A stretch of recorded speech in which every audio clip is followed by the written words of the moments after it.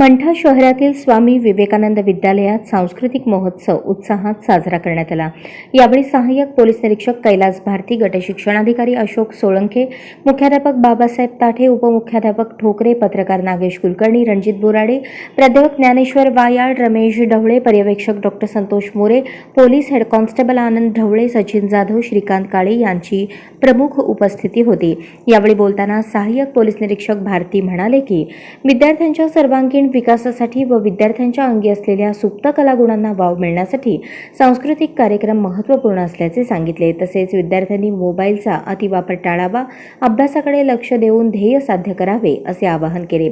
या कार्यक्रमात विद्यार्थ्यांनी कोळी गीत, बंजारा गीत, भावगीत, पोवाडा, लावणी, फॅन्सी ड्रेस याचबरोबर विविध चित्रपट गीतांवर नृत्य सादर करून कलागुणांचे बहारदार प्रदर्शन केले। तसेच या सांस्कृतिक महोत्सवात विद्यार्थ्यांनी आषाढी वारीचा देखावा सादर केला।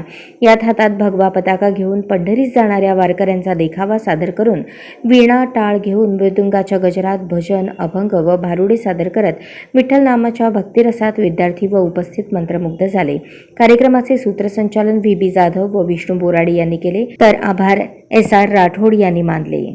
फार काही सोशल मीडियावर म्हणजे त्यात वेळ घालवण्यापेक्षा तुमच्या पुस्तकांमध्ये तुमच्या गुरुजनांकडे, शिक्षकांकडे खूप आहे आणि त्याचाच तुम्ही आत्मसात आणि अभ्यास करावा।